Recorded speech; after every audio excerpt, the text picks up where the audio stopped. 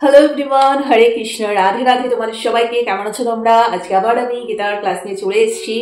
So ঝটপট তোমরা সবাই রেডি তো আমার ক্লাস শোনার জন্য? আর থ্যাংক ইউ সো মাচ আগের ভিডিওগুলোতে এত সুন্দর রেসপন্স করার জন্য। Thank you so very much. আবার একটা কথাই বলবো যে যারা ইন্টারেস্টেড আমার গীতা পাঠ শুনতে তারা দেখো, পুরো ভিডিও স্কিপ না করে। আর যারা ইন্টারেস্টেড না, স্কিপ করেছেও কোনো অসুবিধা নেই। তো চলো, আমরা লাস্ট ষষ্ঠ অধ্যায় কমপ্লিট করেছি। তো আজকে আমরা সপ্তম অধ্যায়টা পড়বো, ঠিক আছে? সপ্তম অধ্যায় হচ্ছে বিজ্ঞান যোগ, ঠিক আছে? এটা কতগুলো শ্লোক আছে তোমাদের সবার কাছে একটু জানিয়ে দিই আমি।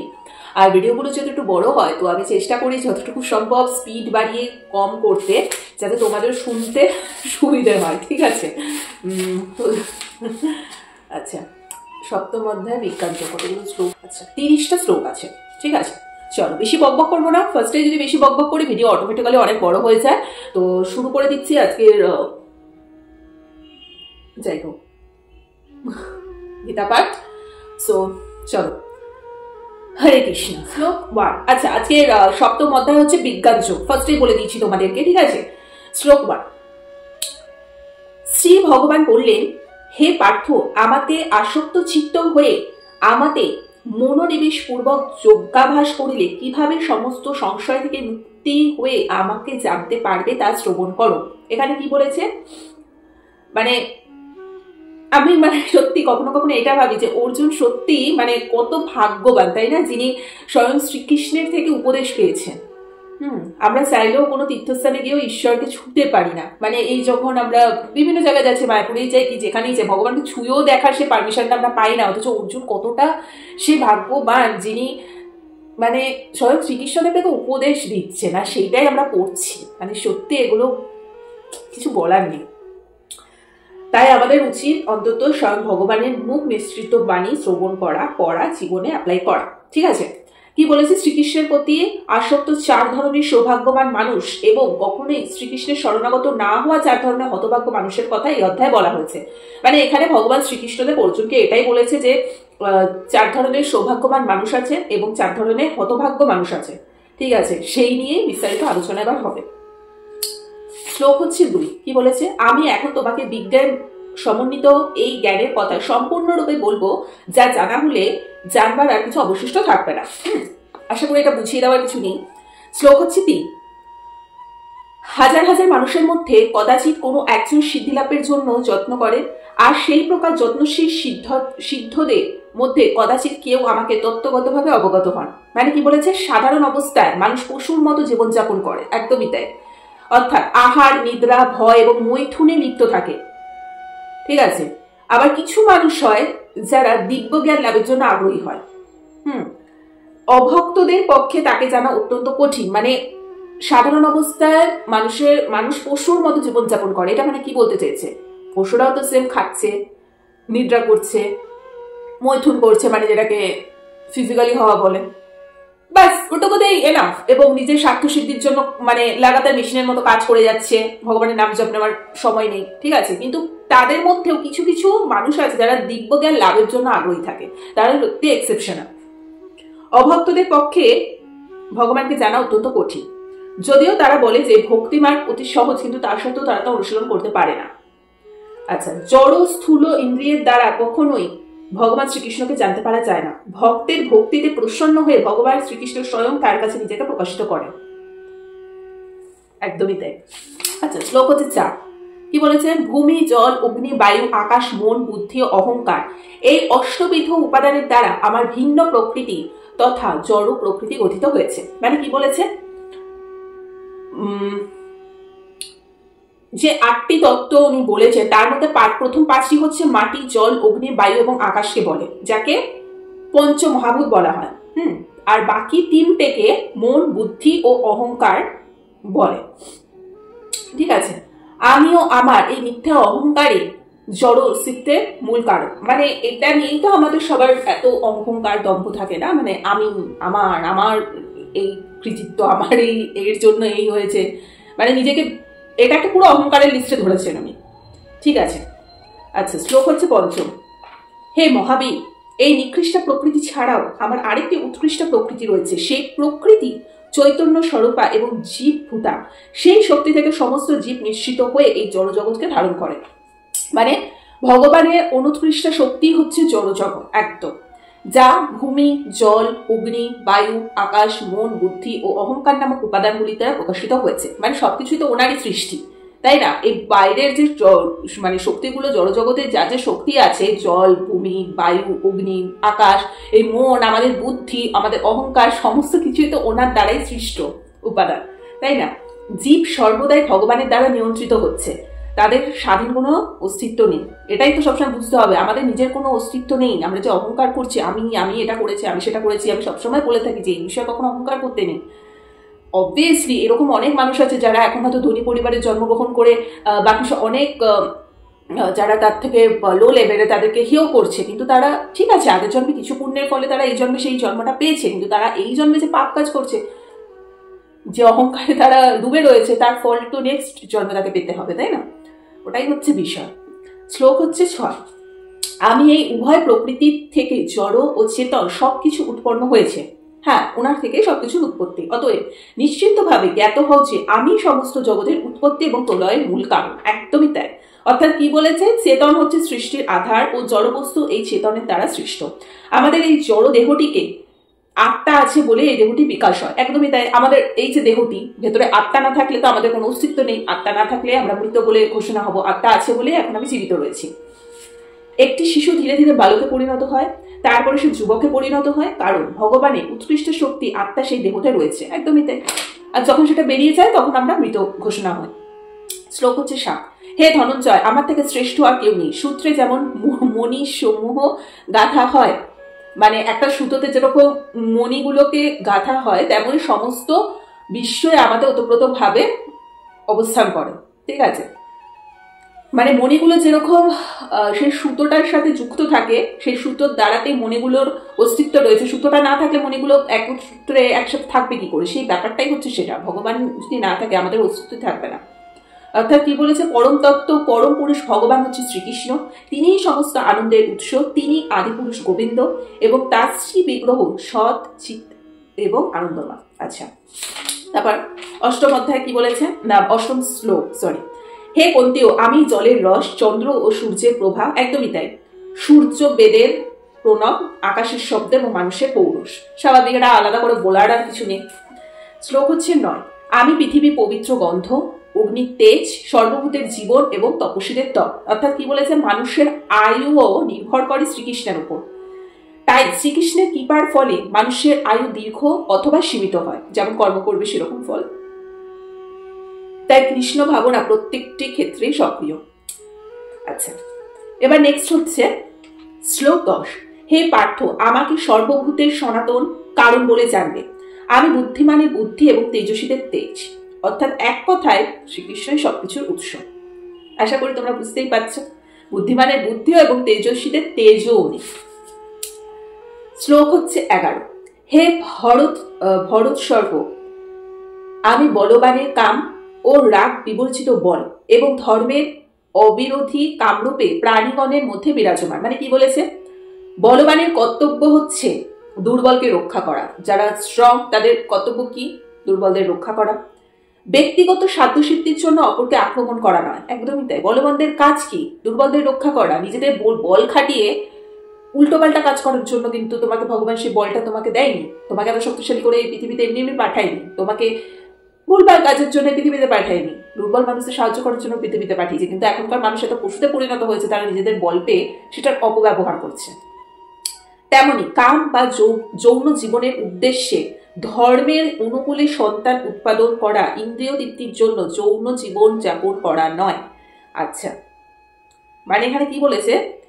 যৌন জীবনের এই প্রক্রিয়াটাও ঈশ্বরের থেকেই সৃষ্টি। না হলে মানে এটা না করলে তো সন্তান উৎপাদন হবে না। সন্তান উৎপাদন একমাত্র মানে লিগাল, উনি সেক্সটাকে লিগাল এই জন্যই করা হয়েছে যে বিয়ের পরে একমাত্র বউ এবং বরের মধ্যেই সেই জিনিসটা হবে এবং তার ফলে সন্তান উৎপাদন হবে, যাতে ধর্মের মানে জেনারেশন বাই জেনারেশন ধর্মের এই জিনিসটা তাদের মধ্যে স্প্রেড হতে থাকে। ঠিক আছে? নট শুধুমাত্র নিজেদের ইন্দ্রিয় তৃপ্তির জন্য, মানে নিজেদের ইয়ের জন্য একটা বাচ্চা দিতেই হবে, সেক্সের আনন্দ দিতে হবে তার জন্য নয়। ঠিক আছে? প্রত্যেকটা জিনিসেরই কিছু না কিছু সাইন্টিফিক কারণ আছে। তাই পিতামাতার একান্ত কর্তব্য হচ্ছে তাদের সন্তানদের কৃষ্ণ ভাবনাময় করে তোলা। সবার প্রথম কর্তব্যই সেটা হয়। পেটে থাকাকালীন সবসময় কৃষ্ণ নাম করতে হবে। পেট থেকে যখন বেরিয়ে যাবে সেই সময় বেশি বেশি করে মানে বাচ্চা কাচ্চাকে ভগবানের গীতাপাঠ করে শোনাতে হবে, ভগবানের লীলার কথা শোনাতে হবে। কার্টুন যদি দেখতে হয় সেই ঈশ্বর সম্বন্ধীয় কার্টুনগুলো চালিয়ে দেখাতে হবে তাদেরকে, কারণ তাদের ছোট মানুষ, তারা নিশ্চয় অত কঠিন জিনিস বুঝবে না, তাদেরকে তাদের মতো করে প্রেজেন্ট করতে হবে। ঠিক আছে, শ্লোক হচ্ছে 12। সমস্ত সাত্ত্বিক, রাজসিক ও তামসিক ভাবসমূহ আমার থেকে উৎপন্ন হয়েছে বলে জানবে। আমি সেই সকলেরই অধীন নই, কিন্তু তারা আমার অধীন। মানে কি বলেছে, রাজা যেমন আইন সৃষ্টি করে দোষীদের দণ্ড দেয়, একদম রাজাদের আমলে কি হতো, তারা আইন সৃষ্টি করতো দোষীদের দণ্ড দেওয়ার জন্য, কিন্তু তিনি নিজে সে আইনের অতি। মানে রাজা দোষীদেরকে দণ্ড দেওয়ার জন্য উনি আইন সৃষ্টি করতো, কিন্তু উনি তো আইনের মধ্যে জড়িতই না, উনি তার অতি। ঠিক আছে, সেটাই বলেছে। তেমনই জন প্রকৃতির সমস্ত গুণ, যেমন সত্যগুণ, রজগুণ এবং তমগুণ, ঠিক আছে, পরমেশ্বর ভগবান শ্রীকৃষ্ণ দেবী সৃষ্টি করেছে। ঠিক আছে, মানে যারা নিরামিষ আহার করছেন তাদেরকে উনি সৃষ্টি করেছেন, যারা আমিষ আহার করছেন তাদেরকে উনি, সবকিছু ওনার দ্বারাই সৃষ্ট। কিন্তু তিনি কখনো সমস্ত গুণের দ্বারা প্রভাবিত নন। ওই যেরকম রাজা সবকিছু আইনের অতি, সেরকম ভগবানও এই কোনো কিছুর মধ্যে ওনাকে ধরা যাবে, তিনি সবকিছুর অতি, মানে ঊর্ধ্বে সবকিছু। ঠিক আছে, ওটাই। আচ্ছা, শ্লোক 13। তিনটি গুণের দ্বারা মোহিত, তিনটি গুণ কি কি? সত্যগুণ, রজগুণ, তমগুণ। তিনটি গুণের দ্বারা মোহিত হওয়ার ফলে সমগ্র জগৎ এই সমস্ত গুণের অতীত এবং পরম অব্যয় আমাকে জানতে পারে না। একদমই তাই। কি বলেছে ভগবান শ্রীকৃষ্ণ? বলেছেন জড় প্রকৃতি তিনটে গুণের দ্বারা বিমোহিত হয়ে জীব বুঝতে পারে না সমস্ত জগতের উৎস হচ্ছে স্বয়ং ভগবান শ্রীকৃষ্ণ। শ্লোক হচ্ছে 14। আমার এই দৈবী মায়া ত্রিগুণাত্মিকা এবং তা দূরতিক্রম্য, কিন্তু যারা আমাদের প্রপত্তি করে তারা এই মায়া উত্তীর্ণ হতে পারে। কি বলেছে এখানে? এটাই বলা হয়েছে যে স্বয়ং মহাদেবও স্বীকার করেন যে বিষ্ণুর কৃপার ফলে কেবল মুক্তি লাভ করা যায়। একদম মুক্তির দেবতা কিন্তু একমাত্র ভগবান শ্রীকৃষ্ণদেব। সুতরাং কর্ম এমন ভাবে করো তোমরা যাতে ঠিকঠাক জায়গাতে তোমাদের স্থানটা হয়। একদম তিনি বলেছেন, যেখানে স্বয়ং মহাদেবও স্বীকার করেছেন যে বিষ্ণুর কৃপার ফলে কিন্তু মুক্তি লাভ হয়, ওনার কৃপা ছাড়া কিন্তু কেউ মুক্তি লাভও করতে পারবে না। ঠিক আছে, তিনি বলেছেন মুক্তি প্রদাতা সর্বেশাং বিষ্ণুরেব ন স্বয়ং, মানে ভগবান শ্রী বিষ্ণুই যে সকলের মুক্তিদাতা, সেই বিষয়ে কোনো সন্দেহ নেই। যেহেতু বদ্ধজীব মায়ার দ্বারা আবদ্ধ, মানে বদ্ধজীব মানে আমাদেরকে বলা হয়েছে, তাই কেবল শ্রীকৃষ্ণই পারেন মায়া থেকে আমাদের মুক্ত করতে। ঠিক আছে, শ্লোক হচ্ছে 15। মূঢ় নরাধাম মায়ার দ্বারা যাদের জ্ঞান অপহিত হয়েছে এবং যারা আসরিক ভাব সম্পন্ন, আসরিক ভাব মানে কি? অসুরের মতো যাদের মনে পিচাসের ভাব যাদের ভেতরে রয়েছে। একটা এক্সাম্পল দিচ্ছি, যারা রেপ করছে, তারা কি কোনো সুস্থ মস্তিষ্কের মানুষ হতে পারে? তাদের মধ্যে সেই অসুরের ইয়েটা না থাকলে তো অসুস্থ বলেও ভুল হয়, মানে তারা পুরো পিচাস। সেরকম না হলে তো এই ধরনের ঘৃণ কাজ করা তাদের পক্ষে সম্ভবই হয় না, তাই না? সেই ধরনের দুষ্কৃতরা কখনো আমার শরণাগত হয় না। দেখেছো, গীতাতে বলাই আছে, এটা স্পষ্টভাবে এখানে বলাই আছে কয়েকটা কথা। গীতাতে অত্যন্ত পরিষ্কারভাবে এই প্রশ্নের উত্তর দেওয়া হয়েছে কি, যে সমস্ত তত্ত্বজ্ঞ পুরুষ সমাজের যথার্থ নেতা, যেমন ব্রহ্মা, শিব, কপিল, ব্যাসদেব ইত্যাদি। ঠিক আছে, এটা এবং পরবর্তীকালে শ্রী চৈতন্য মহাপ্রভু এবং আরো অনেক আছে যারা বিশ্বস্ত দার্শনিক, রাজনীতিবিদ, বৈজ্ঞানিক ইত্যাদি, তারা সকলে পরম শক্তিমান পরমেশ্বর ভগবান শ্রীকৃষ্ণের চরণে আত্মসমর্পণ করেছেন। একদমই তাই। এইসব মানুষগুলো আলাদা, যারা প্রকৃতপক্ষে দার্শনিক, বৈজ্ঞানিক, শিক্ষাবিদ, প্রশাসক ইত্যাদি নয়, কিন্তু জড় সাধ্যসিদ্ধির জন্য সেরকম ভান করে লোক থাকা, তারা কখনোই ভগবানের নির্ধারিত পথ অবলম্বন করতে পারে না। মানে অনেকেই আছে না, যারা এই যুগে এসে নেতার কাজ কি, সে তার কাজ মানে সঠিক পথে জনগণকে নিয়ে যাওয়া, তাদের সঠিকভাবে দেখভাল করা। বাট এখন যারা ছিঁড়িছাট হয়েছে, সেটা তো পুরোপুরি ভণ্ড, লোক ঠকানো এক প্রকার। সেরকমই বহু এরকম দার্শনিকও এই যুগে আছে, বৈজ্ঞানিক, প্রশাসক, শিক্ষাবিদ, তারা আদেও সেগুলোর যোগ্যতাই রাখে না, কারণ তারা হয়ে গেছে। তো সেটাই বলছে যে এই সমস্ত লোক ঠকায় যেসব মানুষরা, তারা কখনোই ভগবানের পথ অবলম্বন করতে পারে না। ঠিক আছে, শিশু যখন মাতৃগর্ভে থাকে তখন সে ভগবানের কাছে প্রার্থনা পূর্বক অঙ্গীকার করে যে সেই অবস্থা থেকে মুক্ত হলেই সে তার সেবায় নিজেকে উৎসর্গ করবে। যতক্ষণ শিশু মাতৃগর্ভে থাকে তখন প্রার্থনা করে ভগবানকে যে সে যখনই মানে বেরিয়ে যাবে মায়ের পেট থেকে, তখন তিনি ওনারই আরাধনা করবেন শ্রীকৃষ্ণদেবের, যার জন্য উনি এই পৃথিবীতে আসছে। ঠিক আছে, কিন্তু বিপদে পড়লে ভগবানের কাছে প্রার্থনা জানানো প্রতিটা জীবেরই স্বাভাবিক প্রবৃত্তি, কারণ ভগবানের সঙ্গে তার নিত্য সম্বন্ধ রয়েছে। একদম এটা আমরা কেন মানে ভগবানের প্রতি আমাদের এই জিনিসটা কেন আসবে যে আমরা যে কোনো সিচুয়েশনে, যে কোনো খারাপ সিচুয়েশনে হোক বা ভালো ইয়েতে হোক, আমাদের মধ্যে অনেকে মা বাবা আছে যেটা ভগবানের কনসেপ্ট তো সবার মা বাবা যে ছোট থেকে শেখাচ্ছে সেই ব্যাপারটাও না, তো অটোমেটিক্যালি এই জিনিসটা আমাদের মধ্যে হয়ে আসে। আমরা জানি যে ওনার সাথে আমাদের কানেক্টিভিটিটা রয়েছে, যার জন্য আমাদের মধ্যে থেকে অটোমেটিক্যালি ওনার প্রতি সেই টানটা রয়েছে। এটা কাউকে শিখিয়ে দিতে হয় না বা এটা বই পড়েও জানা যায় না। ঠিক আছে, এটাই বলেছে।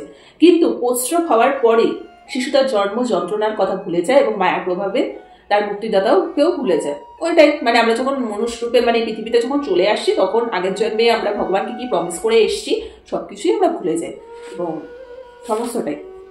আচ্ছা, এবার শ্লোক হচ্ছে 16। হে ভরতশ্রেষ্ঠ অর্জুন, 4 প্রকার পুণ্যবান ব্যক্তি আমার ভজনা করেন। কে কে? আর্ত, অর্থাৎই, জিজ্ঞাসু ও জ্ঞানী। ঠিক আছে, 4 মানে কি বলেছে, এই 4 শ্রেণীর ব্যক্তিরা যখন ভগবানের সেবা করার জন্য আসে এবং সাধু সঙ্গের প্রভাবে সম্পূর্ণ পবিত্র হয়ে যায়, তারাও শুদ্ধ ভক্তে পরিণত করে। খুব ভালো। এই সমস্ত আর্ত অর্থাৎ জিজ্ঞাসু এবং জ্ঞানীরা যখন জড় কামনা বাসনা থেকে মুক্ত হয়ে উপলব্ধি করতে পারে যে পরমার্থ সাধন করার সঙ্গে জড়জাগতিক লাভ ক্ষতির কোনো সম্পর্ক নেই, তখন তারা শুদ্ধ ভক্তে পরিণত হয়। আশা করি বুঝতে পেরেছে, এটা আলাদা করে বোঝানোর কিছু নেই। আচ্ছা, শ্লোক 17। এই 4 প্রকার ভক্তের মধ্যে নিত্যযুক্ত আমাদের একনিষ্ঠ তত্ত্বজ্ঞানী শ্রেষ্ঠ, কেননা আমি তার অত্যন্ত প্রিয় এবং তিনিও আমার অত্যন্ত প্রিয়। মানে কি বলেছে, এই 4 শ্রেণীর মধ্যে যিনি পূর্ণ জ্ঞানবান, সেই সঙ্গে ভক্তিপরায়ণ ভগবান বলেছে তিনি সর্বশ্রেষ্ঠ। শ্লোক হচ্ছে 18। এই সকল ভক্তেরা সকলকেই নিঃসন্দেহে মহত্তা, কিন্তু আমার তত্ত্বজ্ঞানে অধিষ্ঠিত জ্ঞানী আমার মধ্যে আমারই আত্মস্বরূপ, আমার অপ্রাকৃত সেবায় যুক্ত হয়ে তিনি সর্বোত্তম প্রতিস্বরূপ আমাকে লাভ করেন। মানে কি বলেছে, ভগবত গীতাতে ভগবান এটাই বলেছেন, ভক্তেরা আমার হৃদয় সর্বদাই নিবাস করছে এবং আমিও সর্বক্ষণই তাদের হৃদয়ে বিরাজমান থাকি। আমাকে ছাড়া ভক্ত আর কিছুই জানেন না, আর আমিও তাই ভক্তকে কখনো ভুলতে পারি না। আমার শুদ্ধ ভক্তের সঙ্গে আমার সম্পর্ক অত্যন্ত নিবিড়, একদমই তাই। শ্লোক হচ্ছে 19। বহু জন্মের পর তত্ত্বজ্ঞানী ব্যক্তি আমাকে সর্বকারণে পরম কারণ রূপে জেনে এবং সর্বস্ব জ্ঞানে আমাকে শরণাপন্ন হয়, সেই মহত্তা অত্যন্ত দুর্লভ। ঠিক আছে, বহু জন্মের পরেই তো ব্যক্তি ভগবানের সেই স্বরূপটা জানতে পারে, তাই না? আচ্ছা, শ্লোক হচ্ছে 20। জড় কামনা বাসনার দ্বারা যাদের জ্ঞান অপহৃত হয়েছে, তারা অন্য দেবদেবীর শরণাগত হয় এবং তাদের স্বীয় স্বভাব অনুসারে বিশেষ নিয়ম পালন পূর্বক সেই দেবতাদের উপাসনা করে। মানে কি বলেছে, বৈদিক শাস্ত্রে ভিন্ন ভিন্ন উদ্দেশ্য সাধনের জন্য ভিন্ন ভিন্ন দেবদেবীকে পূজা করার কথা বলা হয়েছে। যেমন রোগ নিরাময়ের জন্য আমরা সূর্য দেবতার উপাসনা করে থাকি। ঠিক আছে, সেরকমই মানে এখানে এক একটা দেবদেবীকে পুজো করে বিভিন্ন উদ্দেশ্য সাধনের জন্য আমরা বিশেষ কোনো উদ্দেশ্য সাধনের জন্য কিন্তু দেবদেবীর পূজা করা হয়। কিন্তু ভগবানের শুদ্ধ যারা ভক্ত, মানে যারা অনলি ফর শ্রীকৃষ্ণদেবেরই ভক্ত, ভগবান শ্রীকৃষ্ণ সবকিছুরই অধীন, তারা এটুকু জানে যে বাদ বাকি অত দেবদেবীর পুজো অর্চনা বা কারো উনি আলাদা দেবদেবীর পুজো অর্চনা করতে না করছে না, কিন্তু উদ্দেশ্য সাধনের জন্য যে আমরা আলাদা আলাদা দেবদেবীকে পুজো করি, তাই কৃষ্ণ ভক্তরা জানে যে একমাত্র উনি আছেন যার কাছে সমস্ত কিছুর অ্যান্সার আছে। সো আমার লাইফে অন্য কাউকে দরকার নেই। ঠিক আছে, কারণ ভগবান শ্রীকৃষ্ণদেবের অবিচ্ছেদ্য অংশ যেমন মানুষরা, তেমন দেবদেবীরা। ঠিক আছে, এটা সবসময় ক্লিয়ার থাকতে হবে। তাই শুদ্ধ ভক্ত কখনো উদ্দেশ্য সাধনের জন্য দেবদেবীর কাছে যান না। তিনি সর্বোত্তভাবে পরমেশ্বর ভগবানের উপরে নির্ভরশীল থাকেন এবং ভগবান যা কিছু প্রদান করেন তা লাভ করেই তিনি সন্তুষ্ট থাকেন। আচ্ছা, নেক্সট হচ্ছে শ্লোক 21। পরমাত্মা রূপে আমি সকলের হৃদয়ে বিরাজ করি। যখন কেউ কোনো দেবতার পূজা করতে ইচ্ছে করে, তখন আমি সেই ভক্তের তাত্ত্বেই অচলা শ্রদ্ধা করি, বিধান করি, যাতে সেই বিশেষ দেবতার সেবায় একনিষ্ঠ হয়ে যায়। মানে এখানে আমি আগে যেটা বললাম যে উনি কোনো দেবদেবীকে পুজো করতে না করছে না, উনি কি বলেছে, ভগবান প্রত্যেককে স্বাধীনতা দিয়েছে।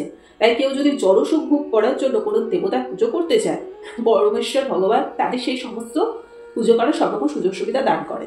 সমস্ত জীবের পরম পিতা ভগবান কখনো তাদের স্বাধীনতা হস্তক্ষেপ করেন না।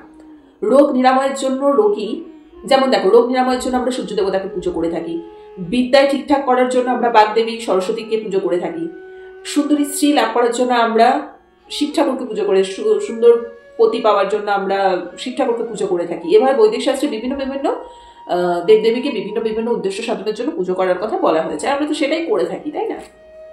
শ্লোক হচ্ছে 22। সেই ব্যক্তি শ্রদ্ধাযুক্ত হয়ে সেই দেবতার আরাধনা করেন এবং সেই দেবতার কাছ থেকে আমারই দ্বারা বিহিত কাম্য বস্তু অবশ্যই লাভ করেন। মানে দেবদেবীদের পুজো করে যে জিনিসটা তারা পাচ্ছে, যে লাভটা তারা পাচ্ছে, সেটাও তো আলটিমেটলি ভগবান শ্রীকৃষ্ণদেব যদি না চান তাহলে তো কোনো দেবদেবীও তাদেরকে সেই জিনিসটা প্রদান করতে পারে না। ঠিক আছে, ভগবানের অনুমতি ছাড়াই, দেখো গীতাতেই লেখা রয়েছে, ভগবানের অনুমতি ছাড়া দেবদেবীরাও তাদের ভক্তদের কোনো প্রকার বরদান করে পুরস্কৃত করতে পারেন না। অথচ উনি হচ্ছে সব থেকে বড় শ্রেষ্ঠ একজন, যার পারমিশন দেবদেবীরা পর্যন্ত নিচ্ছে যে আমার কি ভগবান একে কি এই বরদানটা দেওয়া উচিত হবে, তুমি বলো। সবকিছুই যে পরমেশ্বর ভগবানের সম্পত্তি সে কথা জীবেরা ভুলে গেল, দেবতারা ভোলে না। আমরা তো ভুলে যাই যে আমরা যে ভগবানের অবিচ্ছেদ্য অংশ, আমরা নিজেরা ভুলে যাই, আমরা ভাবছি আমরা নিজেরাই বিশালিয়ে। দেবদেবীরা সেটা কখনো বলে না। দেবদেবীরা জানে যে আমরা প্রত্যেকটা অংশ হচ্ছে ভগবান শ্রীকৃষ্ণদেবের অবিচ্ছেদ্য সমস্ত অংশ। ঠিক আছে, সুতরাং তারা আমরা ভুলে গেলেও ওনারা কখনো ভুলে না। শুদ্ধ ভগবত ভক্তের যখন কোনো কিছুর প্রয়োজন হয়, মানে যারা একদম শুদ্ধ ভগবত ভক্ত, তখন কেবল পরমেশ্বর ভগবানের কাছেই তারা প্রার্থনা করে। একদম। শ্লোক হচ্ছে 23। অল্প বুদ্ধি সম্পন্ন ব্যক্তিদের আরাধনা লব্ধ সেই ফল সীমিত এবং অস্থায়ী।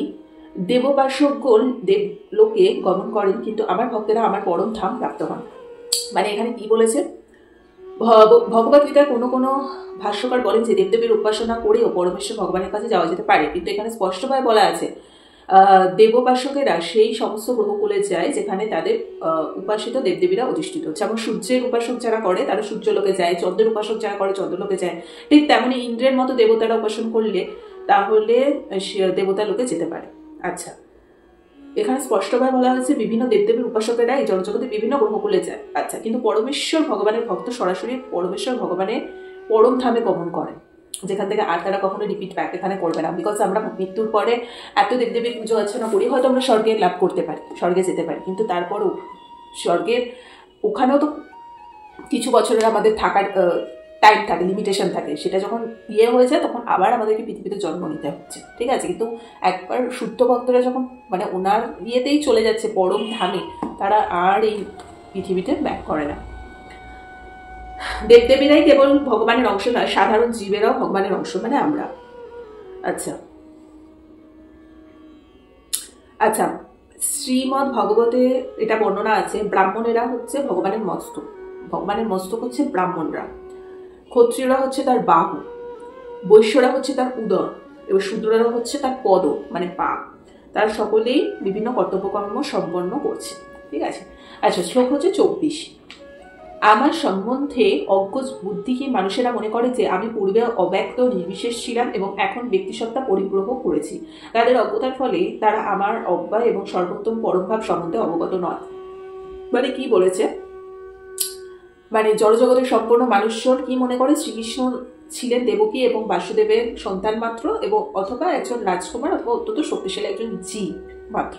কিন্তু ভগবান গীতায় এটা বলা হয়েছে যে সেসব মূর্খ লোকেরা কেবল আমরা সাধারণ মানুষ হিসেবেই জানে। অনেকের কাছে সেটাই যে ঠিক আছে, উনি তো দেবকী এবং বাসুদেবের সন্তান, উনি একজন রাজকুমার, উনি শক্তিশালী জীব, মানে শক্তিমান টাইপের, যার কাছে পাওয়ার ছিল এত এত জিনিস করেছে। অনেকে এটা মানতেই চান না যে ভগবানের সেবা না করলে, কৃষ্ণ ভাবনা অর্জন না করলে শ্রীকৃষ্ণকে উপলব্ধি করা যায় না, এবং শ্রীকৃষ্ণ কি জিনিস সেটা অনেকে জানেই না। কেউ যখন হরে কৃষ্ণ কৃষ্ণ কৃষ্ণ হরে হরে, হরে রাম রাম রাম হরে হরে এই মহামন্ত্র কীর্তন করার মাধ্যমে কৃষ্ণ ভাবনা মৃত্যুমগ্ন হয়, তখনই কেবল তিনি পরমেশ্বর ভগবানকে জানতে পারেন। একদম। আচ্ছা, শ্লোক হচ্ছে 25। আমি বুড়ো ও বুদ্ধিহীন ব্যক্তিদের কাছে কখনো প্রকাশিত হই না। একদমই তাই। আমি কেন প্রকাশিত হবে, যারা ওনাকে একসেপ্টই করে না যে উনি একজন ভগবান, ওনার কি পাওয়ার, এগুলো যখন তারা মানে না, ওনাদের কাছে কেন প্রকাশিত হবে? তাদের কাছে আমি আমার অন্তরঙ্গার শক্তি যোগ মায়ার দ্বারা আবৃত থাকি, তাই তারা আমার অজ এবং অব্যয়ের স্বরূপকে জানতে পারে না। ঠিক আছে। যেমন কি বলেছে, কৌরব সবাই যখন শিশুপাল, ঠিক আছে, শ্রীকৃষ্ণকে মানে অধ্যক্ষ রূপে নির্বাচন করেছিল, ভীষ্মদেব তখন শ্রীকৃষ্ণকে পরমেশ্বর ভগবান বলে মানে ঘোষণা করেছে। তারপরে দুটো মানুষের মধ্যে কেউ ওনাকে ভগবান মানছে, আবার কেউ নর্মাল ওনাকে শিক্ষক ভাবছে, অধ্যক্ষ ভাবছে। ঠিক আছে, এটাই হচ্ছে ডিফারেন্স।